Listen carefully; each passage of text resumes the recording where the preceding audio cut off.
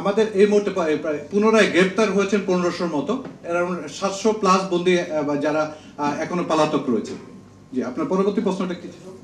সন্ত্রাসী এবং জঙ্গি যারা পালিয়েছেন, জি মুক্তি পেয়েছেন।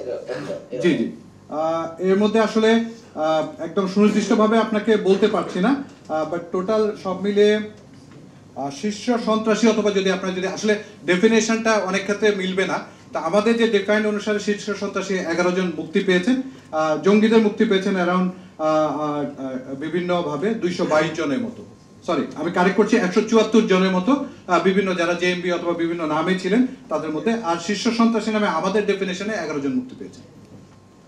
টোটাল 70 জনের মতো যারা পালিয়ে গিয়েছিলেন তাদের মধ্যে 70 জনের মতো পলাতক আছে। না, সবাই জঙ্গি না, এর মধ্যে বিভিন্ন আলোচিত আছে, বিভিন্ন মামলায় ফাঁসির দণ্ডপ্রাপ্ত আছে, সব মিলিয়ে। না, এটা আমি আপনাকে ক্লারিফাই করি, আমরা কাউকে জঙ্গি বলছি না। জঙ্গি হিসেবে তারা গ্রেপ্তার হয়েছিলেন, আদালত তাদেরকে জামিন দিয়েছেন। জি, মানে আপনাদের পরিষ্কার করে, আমরা কাউকে জঙ্গি বলছি না। তারা জঙ্গি হিসাবে আমাদের কাছে গ্রেপ্তার হয়ে এসেছিলেন, তাদেরকে আদালত জামিন দিয়েছে, আমরা মুক্তি দিয়েছি।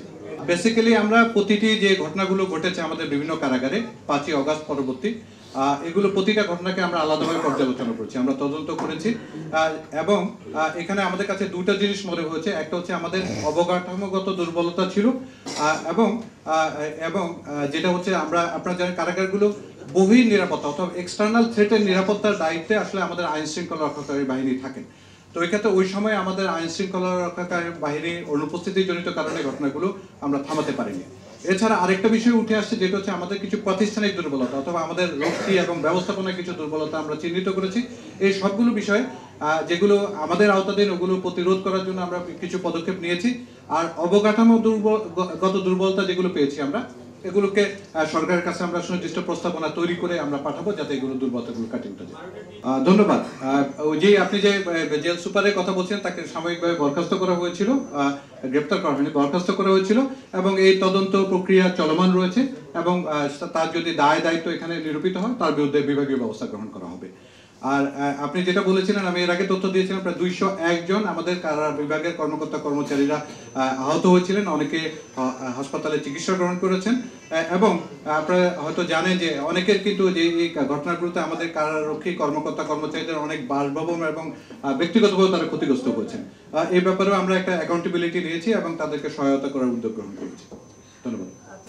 মাননীয় আইনজীবী মহোদয়, আমি কামরালা থেকে বলছি। জি, আপনি স্ক্রিপ্টে লিখেছেন কারাগার সমূহের সাময়িকভাবে বন্দীর সংখ্যা তুলনামূলক কমেছে, আবার বর্তমানে ঊর্ধ্বমুখী। জি জি এর কারণটা আমি জানতে চাইবো যে কবে ছিল বন্দীর সংখ্যা বৃদ্ধির কারণটা কি? জি জি আপনারা হয়তো জানেন যে আরেকটা কোশ্চেন ছিল, কোশ্চেনটা নিয়ে যে রাজনৈতিক বন্দীরা সবাই যারা ডিভিশন পাওয়ার উপযুক্ত, তারা সবাই ডিভিশন পেয়েছেন কিনা? আবার বলবেন, একটু রিপিট করবেন। রাজনৈতিকভাবে যারা বন্দী হয়েছে জি এবং যারা ডিভিশন পাওয়ার উপযুক্ত, তারা ডিভিশন সকলে পেয়েছেন কিনা? জি, ধন্যবাদ। আরেকটা ছিল চিকিৎসাধীন অবস্থায় বন্দীদের সুরক্ষার জন্য কারা নিরাপত্তার যে আপনাদের বিধিবিধান রয়েছে, এটা যথেষ্ট কিনা? জি, ধন্যবাদ। আপনি প্রথম প্রশ্ন করেছেন আচ্ছা আচ্ছা বৃদ্ধি, এবং আপনারা জানেন যে 5 অগাস্ট আগের সময়ে বেশ অনেক ধারণ ক্ষমতার, আমরা সবসময় ধারণ ক্ষমতা থেকে বেশি বন্দীদের নিয়ে অপারেট করছি। আপনারা হয়তো জানেন যে প্রায় আমাদের ধারণ ক্ষমতা 42,000-এর কিছু বেশি, এবং 5 অগাস্ট পরবর্তী সময়ে যেহেতু অনেকে মুক্তি পেয়েছেন হয়তো বিভিন্ন কারণে, যে কারণে সংখ্যাটা কমে এসেছিল, এবং এটা প্রায় 55,000-এ চলে এসেছিল। বাট বর্তমান সময়ে আবার এটা বিভিন্ন কারণে গ্রেপ্তার হচ্ছেন, যে কারণে এটা ঊর্ধ্বমুখী এবং 65,000-এ গিয়ে ঠেকেছে। সো এই বিষয়টা আমার মনে হয় পরিষ্কার করতে পেরেছি। আর আপনি নেক্সট পোর্শনটা একটু যদি হাসপাতালে যেটা না ডিভিশন, রাজনৈতিক বন্দীরা সবাই ডিভিশন পেয়েছেন কিনা, যারা পাওয়ার অধিকারী? জি জি, আপনারা জানেন যে ডিভিশন পাওয়ার জন্য দুইটা বিধান আছে। একটা হচ্ছে সরকারি কর্মকর্তা কর্মচারী যারা প্রথম শ্রেণীর আর গেজেটেড অফিসার, তারা অটোমেটিক্যালি ডিভিশন প্রাপ্ত হন, একটা আদেশ বলে।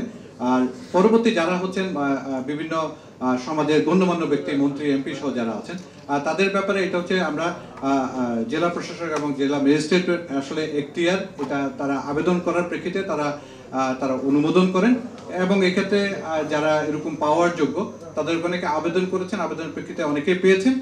অনেকগুলো প্রক্রিয়া চলমান রয়েছে, যারা পাননি তাদেরকে আমরা ডিভিশন প্রদান করতে পারিনি। চিকিৎসাধীন অবস্থা যেটা আপনারা জানেন যে এখানে আমাদের কিছু দুর্বলতা আছে, লাইক সকল হাসপাতালগুলোতে প্রিজন সেল নাই। তো এটা আমাদের একটা দুর্বলতা।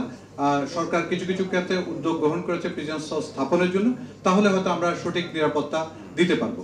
আরেকটা দুর্বলতা রয়ে গেছে, কারণ সকল চিকিৎসা যারা প্রিজন সেলে হয় না, অনেক সময় তাদেরকে বিভিন্ন ওয়ার্ড এবং থেরাপি সেন্টার বিভিন্ন জায়গায় নিতে হয়।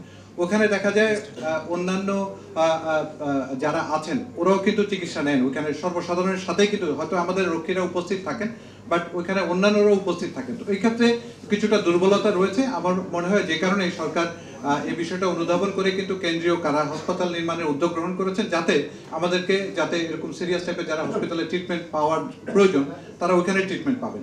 তাহলে হয়তো এই বিষয়টা আমরা তো মিনিমাইজ করতে পারি। ছোট্ট একটা প্রশ্ন ছিল, কারাবিধি অনুযায়ী ডিভিশন পাওয়ার যে আদেশটা আদালত দিয়ে থাকেন, জি জি, সেই ক্ষেত্রে এটা কারাবিধি নির্ধারণ ক্ষেত্রে সরকারের কোনো ভূমিকা রয়েছে?